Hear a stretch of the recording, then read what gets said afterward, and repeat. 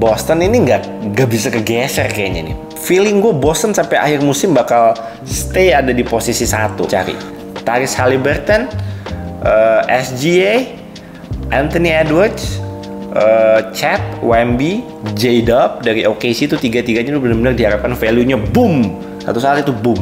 Udahlah, Wemby tuh terlalu di overhype, hype-nya terlalu gede. Nanti juga amit-amit cedera, riskan cedera, badannya terlalu tipis. Udahlah, nggak akan jadi apa-apa juga, bla bla bla. Tolong orang-orang yang ngomong gitu di awal musim. Sekarang kemana kalian? Sekarang kalian lihat statistiknya Wemby mimisan nggak tuh?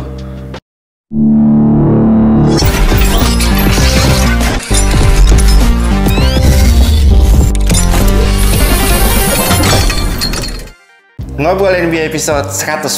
Gila, udah lama ya nggak ketemu ya. Udah terakhir episode 109 itu 8 hari yang lalu sebelum gue operasi lasik hari Senin minggu lalu. Sekarang udah hari Rabu. Sekarang ini gue take hari Rabu jam 11:51 malam. Jadi hampir jam 12 malam ini. Kenapa gue take sekarang? Karena tadi baru akhirnya ketemu dokter lagi kontrol setelah H+8. Baru dapat jadwal kontrol lagi dan akhirnya dokternya udah bilang, oke, silahkan kalau mau ditembak lampu, mau syuting YouTube, tapi dibatasin maksimal 10 menit dulu, takutnya matanya nggak kuat. Oke, kita coba hari ini. Saya juga nggak bisa tidur. Jadi ya udah, gue bikin episode 110. Setelah 8 hari absen, masih belum bisa ngelihat jernih banget. Sekarang pandangan gue, kemarin teman-teman juga udah tahu, gue diceritain gue dilasik mata kanan gue. Sekarang mata kanan gue dipakai buat lihat jauh, mata kiri gue dipakai buat lihat dekat. Tapi karena butuh waktu buat adaptasi otak gue untuk bisa mensinkronkan mata gue ini, butuh waktu sekitar 1 bulan lebih. Mungkin dalam 1 bulan ini mungkin gue banyak ketidaknyamanan dalam melihat jauh dan melihat dekat. Tapi sekarang untuk beraktivitas sehari-hari udah normal lumayan, cuma belum 100%. Ini gue lihat juga kalau ngeliat ke kamera juga masih belum bisa jernih banget. Tapi ya aktivitas-aktivitas yang simpel-simpel aja sih normal. Kalau nyetir masih nyetir bahaya, apalagi malam. Ya mudah-mudahan dokternya bilang sabar aja pelan-pelan. Ya udah ada progresnya kelihatan membaik dan mudah-mudahan 1-2 minggu lagi gue udah benar-benar bisa, otak gue udah bisa mensinkronkan mata gue. Ya oke, tanpa perlu bercerita basa-basi. Di episode 110 ini banyak sekali pembahasan yang gue miss kemarin selama 1 minggu kemarin. Tapi untuk episode kali ini karena udah mau jam 12 malam juga, gue paling hanya mau membahas beberapa topik secara garis besar aja, plus nanti gue akan coba cek klasemen di wilayah timur dan wilayah barat. Walaupun belum bisa beraktivitas ke kantor, gue udah seminggu gak ke kantor, seminggu WFH, kerja dari rumah. Tapi tim gue di kantor bilang, bapak nggak usah ke kantor lagi aja, karena kalau bapak nggak ke kantor penjualannya naik 400%. Ya gue lihat recap penjualan gue pas gue lagi nggak di kantor malah naiknya drastis banget. Nggak boleh kerja di kantor kayaknya, gue mesti WFH terus kayaknya. Oke, tadi game pagi seru, gue nonton terus. Kalau dari kemarin nonton TV boleh, tapi gue pakai kacamata hitam, pakai kacamata yang buat orang itu, tau gak sih ngelas gitu loh, yang kacamata hitamnya tuh sampai benar-benar nutupin sampai sini, jadi nggak bisa ada celah buat angin atau debu masuk gitu loh. Gue nonton game OKC, gue nggak pernah nonton. Tadi pagi seru banget juga game antara Cavs lawan Mavs.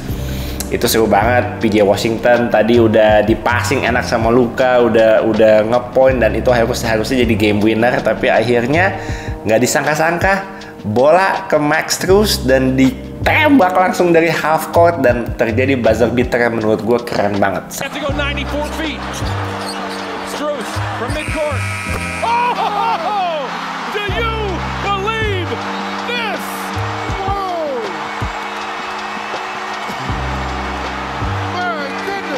Salah satu ending terkeren dari game regular season musim ini itu tadi tuh Max Strus tuh di quarter 4 nggak miss sama sekali dia. Gila. Donovan Mitchell juga gila. Dan gue mau kasih shout out buat Cleveland Cavaliers terutama, yang jarang sekali dibahas sama pengamat NBA. jarang sekali dijadikan konten di Instagram ataupun di YouTube. Cavs itu nggak cuma musim ini kok. Cavs itu setiap tahun. Cavs itu sejak nggak ada LeBron ya. Udah lama sih. Udah nggak ada LeBron. Itu menurut gue exposure-nya bener-bener menjadi tim yang diam-diam menghanyutkan. Nggak pernah dibahas, nggak pernah diekspos, nggak pernah dipuji-puji sampai gimana banget, kecuali di account officialnya Cavs-nya sendiri ya. Tapi dimanapun nggak pernah dianggap tim yang bahaya sampai gimana banget. Padahal sejauh ini menurut gue mereka salah satu tim yang chemistry-nya itu bagus banget. Lu kalau ngelihat Cavs main itu offense-nya, flow-nya semua bener-bener bolanya tuh kayak udah tahu bahwa harus kemana, pemainnya harus kemana. Bener-bener satu sama lain tuh udah kayak ngerti gitu mainnya. Jadi gue appreciate banget yang ditunjukkan sama Cavs musim ini. Sejauh ini mereka sudah ada di posisi 2 di wilayah timur. Nanti kita sambil cek klasemen kita bahas lebih lanjut. Tapi nggak sering dibahas sama YouTuber atau sama content creator, bahas tentang orang bahas tentang Wemby, tentang Warriors, tentang Lakers, tentang hal-hal yang memang apa ya, mendatangkan engagement dari followers mereka gitu, which is nggak salah juga. Kita kan sebagai content creator pasti mau ngeluarin konten-konten yang memang harus menghasilkan engagement, menghasilkan komen-komen yang banyak, malah supaya konten kita bisa di reach sebanyak orang mungkin. Jadi nggak salah juga kalau ngebahas tentang itu. Gue juga salah satunya kok. Gue ngebahas tentang Warriors, tentang Lakers. Padahal Warriors sama Lakers itu tim yang sekarang ada di zona-zona play-in. Kenapa gue nggak banyak ngebahas tentang Minnesota Timberwolves misalnya? Mereka ada di posisi 1 loh. Kenapa nggak banyak konten gue di IG yang ngebahas tentang Minnesota Timberwolves? Jujur, gue belum terlalu banyak nonton gamenya Minnesota Timberwolves musim ini. Walaupun gue suka sekali sama Anthony Edwards dan gue ngumpulin kartunya Anthony Edwards, dan gue kemarin beli kartunya Anthony Edwards sampai 15 juta. Kartu tanda tangannya Anthony Edwards. Gue memang lagi ngumpulin banget Anthony Edwards. Dan intermezzo sedikit.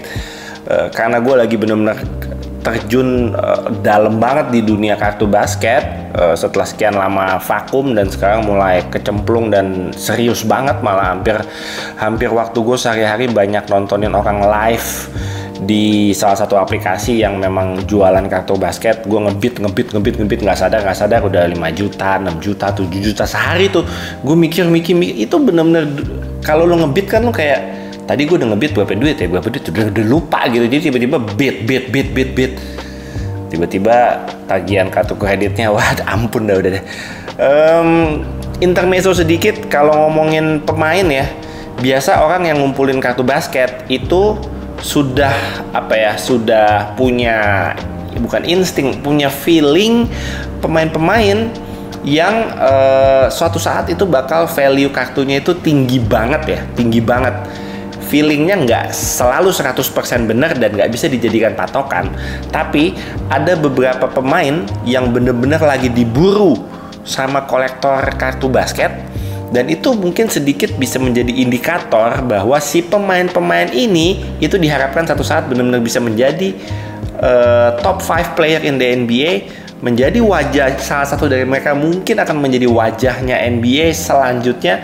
Dan gue akan sebutkan pemain-pemain itu ya. Oke.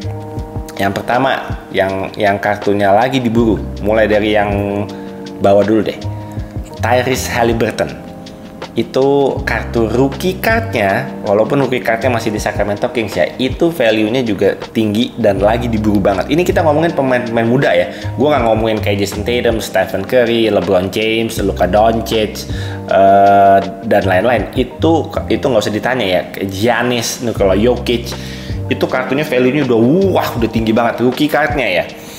Tapi kalau kita ngomongin pemain-pemain muda itu pertama ada Tyrese Haliburton. Yang kedua ada SGA. Gue setiap nontonin show itu nggak jarang, bahkan hampir selalu setiap menit tuh ada orang yang nanya, lu punya kartunya SGA nggak? Punya kartunya SGA? Selalu jadi inceran SGA. Sepaket tuh SGA, Chet Holmgren, sama J-Dub. Jadi trio kuek-kuek OKC saya nih, J-Dub, Chet, sama Shai itu benar-benar lagi dicari dan diburu sama orang. Hobi ya, ini peminat hobi kartu basket ya. Itu 3. Wemby, sudah pasti Wemby. Alperen Sengun itu juga. Dan yang terakhir, Anthony Edwards. Anthony Edwards sudah beberapa tahun terakhir lah diburu sama orang. Kalau Cat mah nggak ada yang demen. Ini kita ngomongin hobi ya. Hobi itu kan gini. Kalau kita koleksi jersey basket misalnya, jersey basket itu kan lebih buat dipakai. Ada yang koleksi memang buat dipajang, tapi value-nya nggak akan pernah bertambah karena itu hanya jersey basket dan modelnya mungkin cuma satu gitu. Nggak ada yang jersey-nya misalnya ada manik-maniknya atau nggak ada. Jersey-nya ya itu. Tapi kalau kartu basket itu satu saat value-nya bisa naik gila-gilaan. Bisa 1.000, 10.000, bisa 1.000 kali lipat juga bisa gitu. Jadi itulah pemain-pemain yang memang secara hobi itu lagi diburu banget dan dicari banget. Hampir setiap saat itu selalu dicari. Tyrese Haliburton, SGA, Anthony Edwards, Chet, Wemby, J-Dub dari OKC itu tiga-tiganya itu benar-benar diharapkan value-nya boom. Satu saat itu boom. Pemain-pemain yang tidak disukai dalam artian value-nya rendah gitu ya secara status, tapi maksud gue superstar gitu ya. Pertama, Kawhi, nggak ada yang mau beli Kawhi. Trae Young, nggak ada. Karl Anthony Towns, nggak ada. Anthony Davis, drop, nggak ada yang mau beli Anthony Davis gitu. Jadi ada, iya, kita di dunia hobi memang apa ya, memang ada perhitungannya sendiri lah, kira-kira pemain-pemain mana yang satu saat value-nya secara value bakal tinggi banget. Tentunya kita melihat dari apa ya, improvement dan progresnya dia setiap tahun tuh sebagus apa dan ceilingnya bisa setinggi apa gitu. Kalau Wemby sih udah nggak usah diomongin. Nanti kita akan bahas Wemby juga coba ya. Oke, jadi panjang ngomongin kartu basket, maaf ya. Oke, Miami Heat juga lagi salah satu tim yang lagi naik di wilayah timur. Gue nonton beberapa game terakhirnya Miami Heat. Sekarang udah di posisi 5, nanti kita sambil cek klasemen juga.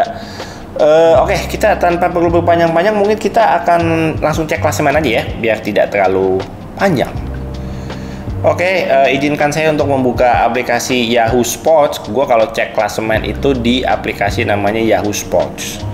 Aplikasinya ada di Android, di iOS. Itu teman-teman juga pasti, kebanyakan yang nonton video ini juga pasti sudah punya, karena di aplikasinya sangat-sangat user friendly. Lu bisa cek semua jadwal pertandingan tiap hari, skor-skornya gimana aja, statistik setiap pemainnya semua ada. Kita bisa cek berita-berita terbaru dari NBA juga di situ. Standings juga kita bisa cek secara detail di situ. Oke, kita langsung ke wilayah apa dulu nih? Timur ya, yuk kita cek wilayah timur. Boston ini nggak bisa kegeser kayaknya nih. Feeling gue Boston sampai akhir musim bakal stay ada di posisi 1. Gue nggak melihat ada tim lain yang bisa menggeser Boston Celtics kalau mereka sehat terus, dan amit-amit jangan sampai ada yang cedera ya. Tatum, Jaylen Brown, Kristaps Porzingis, gue melihat 3 pemain ini tuh bener-bener menjadi trio yang sangat-sangat menakutkan, men. Gue ngebayanginnya kayak mungkin Miami Heat ya. Miami Heat, let's say LeBron, dulu zamannya Miami Heat ada LeBron, ada Dwayne Wade. Itu kayak Jason Tatum sama Jaylen Brown. Nah, si Kristaps Porzingisnya ini dia bisa jadi kayak Chris Bosh-nya gitu. Karena dulu kan ada LeBron, ada Dwayne Wade, ada Chris Bosh. Nah, sekarang di Celtics itu ada Jaylen Brown, Jason Tatum, dan Kristaps Porzingis. Kenapa gue bilang Kristaps Porzingis itu kayak Chris Bosh? Karena Kristaps Porzingis ini dia nggak pernah ngegangguin si Jaylen Brown sama Jason Tatum gitu loh. Dia ada di situ tapi dia nggak gerecokin gitu. Itu yang gue suka. Dan kadang-kadang pun dia bisa, Kristaps Porzingis itu bisa jadi second option gitu. Dia bebas aja, dia mau jadi third option, ayo. Mau jadi second option, ayo. Itu persis sekali sama ketika dulu Chris Bosh di Miami juga gitu. Kalau lagi jago ya jago gitu, bisa jadi second optionnya LeBron misalnya, atau jadi Dwayne Wade second optionnya Chris Bosh jadi third option bisa. Jadi dia sangat-sangat fleksibel. Itu gue sangat appreciate dari Kristaps Porzingis ya. Dia nggak grecokin, pokoknya dia nggak berusaha untuk mengambil alih, dia nggak berusaha untuk menjadi yang first optionnya. Enggak, dia ayo aja, mau third option ayo, second option ayo. Itulah yang gue suka, dan itu salah satu faktor penting kenapa Boston Celtics bisa benar-benar chemistry-nya bagus sekali musim ini. Offense-nya juga benar-benar Porzingis baru masuk tahun ini dan benar-benar langsung bisa nyetel gitu loh, karena dia nggak berusaha untuk mengambil alih atau ngegrecokin gitu. Itu yang gue suka ya. Mudah-mudahan Boston Celtics bisa stabil terus dan tetap ini sih perkasa ya, bahasa alaynya perkasa ini Boston Celtics, menyala bangku, kata gue udah ketuaan men. Jadi kalau ada followers gue di IG yang gue bikin konten apa, tiba-tiba komennya menyala abangku, apa ini? Gue dalam hati gue, apa ini sih yang menyala? Aduh, ya itulah bahasa kekinian yang kadang gue suka nggak nyambung gitu. Menyala ya, menyala deh, nyala.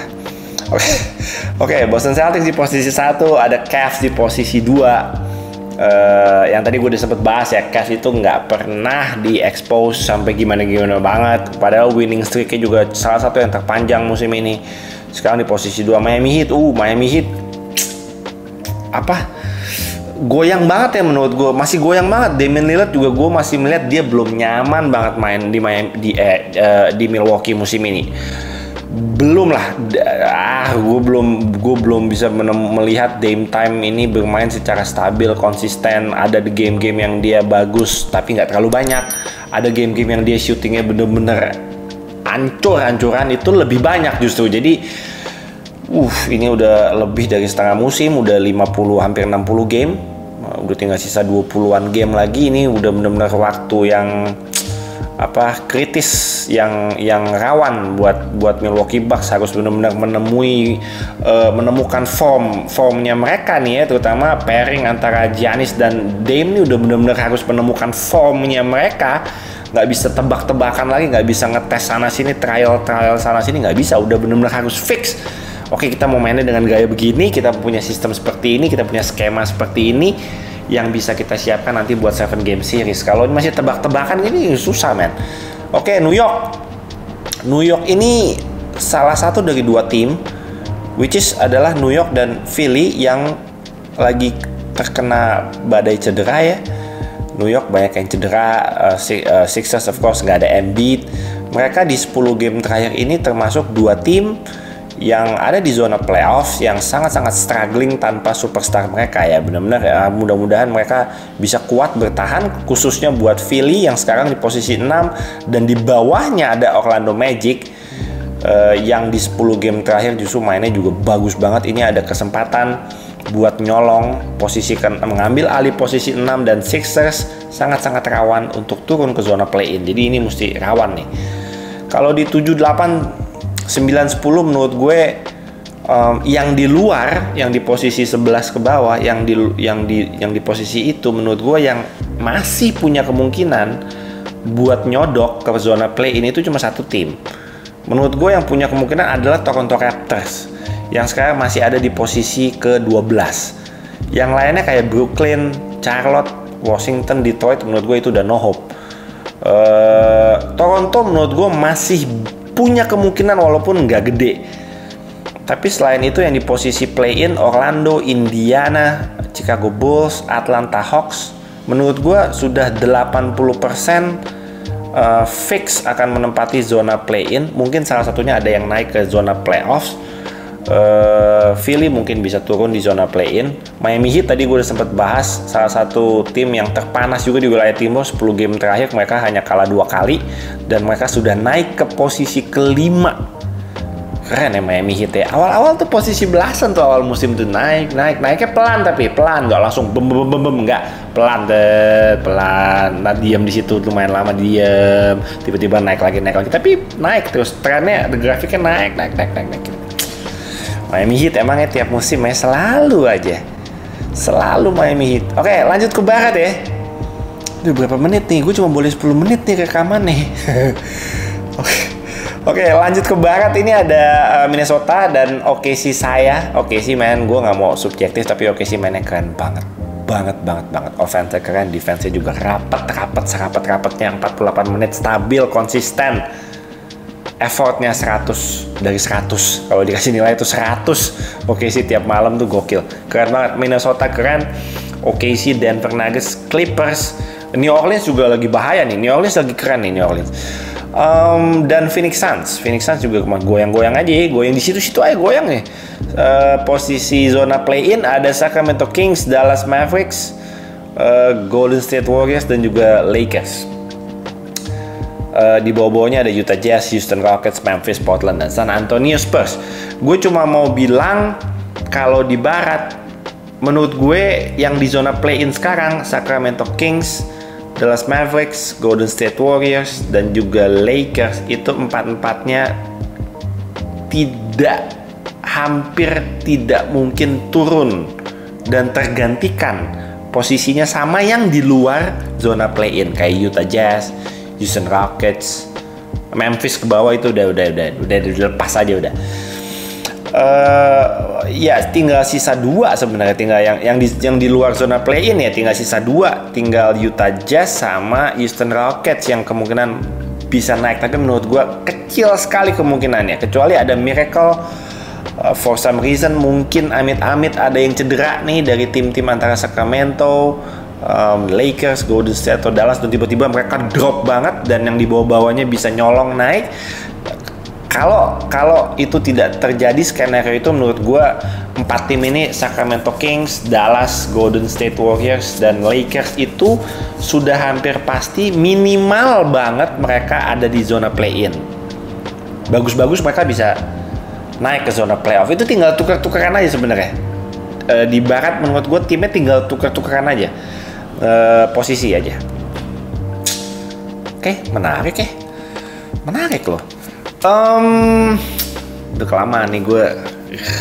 Udah capek banget mata gue. Oke, itu klasemen di timur dan di wilayah barat. Teman-teman kalau punya komentar tim kalian ada di posisi berapa, ceritain aja di kolom komen. Gue kalau baca-baca bisa, gue aman, gue baca, gue reply bisa aman. Jadi tulis aja di kolom komentar tim kalian sejauh ini ada di posisi berapa dan kira-kira ekspektasinya ke depan seperti apa. Tinggal sisa 20-an games lagi. Tentunya pelatih-pelatih dan pemain-pemain semua udah benar-benar harus mempersiapkan semaksimal mungkin menjelang babak playoff yang tidak lama lagi, sisa 6 minggu lagi maksimal. Jadi mungkin gue akan coba lihat ada beberapa berita apa ya di NBA yang bisa gue masukin ke video ini. WMB, gue tadi udah bilang kita keseringan ngomongin WMB, tapi gue cuma mau bilang ya, WMB statistiknya makin kesini makin kesana, makin kesini makin kesana dia, makin absurd. WMB bener-bener orang mau bilang di awal musim bahwa udahlah WMB tuh terlalu di overhype, hype-nya terlalu gede, nanti juga amit-amit cedera, riskan cedera, badannya terlalu tipis, terlalu bahaya main di NBA. Udahlah, nggak akan jadi apa-apa juga, bla bla bla. Tolong orang-orang yang ngomong gitu di awal musim. Sekarang kemana kalian? Sekarang kalian lihat statistiknya WMB mimisan nggak tuh? WMB itu statistiknya ya. Lawan Lakers lawan Lakers coba kita lihat ya. 27 points, 10 rebounds, 8 assist, 5 steal, 5 block. WMB welcome to 5x5 club. Gila. 5 kategori di atas 5. Wih, gila bro, itu nggak gampang bro. Dan di game sebelumnya lawan Sacramento Kings dia juga hampir 5-5 itu. Hanya asisnya waktu itu 4, cuma 4 ya, asisnya 4. Kurang 1 asis lagi dia bisa back to back 5x5 itu. Dan itu nggak gampang itu. Gue jadi penasaran ya. Gue coba lihat ya dalam sejarah NBA, at least dalam beberapa puluh tahun terakhir, siapa aja sih yang bisa 5x5 ya? Coba ya kita lihat ya. Kita lihat nih. Dari tahun 1976 pasti banyak pemain-pemain gede, pemain tinggi sih. Julius Erving, Hakim, David Robinson, Derek Coleman, Hakim gokil ya. Vlade Divac, ada point guard ya, ada Jamal Tinsley gokil. AK-47, Marcus Camby, AK-47, Batum, Draymond Green, AD, Yusuf Nurkic, Victor Wembanyama. Terakhir sebelum tahun ini di tahun 2019, 5 tahun lalu. Dalam 5 tahun terakhir belum pernah terjadi sebelum kemarin. Gila, Nicolas Batum gokil juga ya. AK-47 man, one of my favorite players dari Utah Jazz di era 2000-an. Gokil. Oke, ya itulah absurd Wemby udah. Alien, lo lihat tadi dia bisa handle-nya udah kayak James Harden, saat udah kayak gabungan KD sama James Harden. Nge-shootnya, step back-nya udah kayak James Harden. Kalau mid-range, tembak-tembak udah kayak KD. Kalau main di dalam, muter-muter, shake and bake itu udah kayak Hakim. Wemby against Kyle Anderson. Step back three. At the bottom of the net. Oh, Mama Wembanyama. Jadi dia udah kombinasi cloningan dari prototype dari pemain-pemain hebat pada masanya dan masa sekarang digabungin jadi satu. Itu Wemby tuh. Udah chat saya udah nggak ada harapan jadi Rookie of the Year. Tapi chat juga bagus, tapi Wemby sih is on another level bro. Gila men, Wemby gokil luar biasa. Lu lihat kemarin waktu lawan Lakers tuh Wemby berdiri lagi nungguin lagi mau free throw, siapa lagi mau free throw, dia berdiri sebelah LeBron tuh. LeBronnya mungil banget bro. LeBron berdiri di sebelah Wemby udah mungil banget, kelihatannya kecil banget, lucu banget gua ngeliat videonya.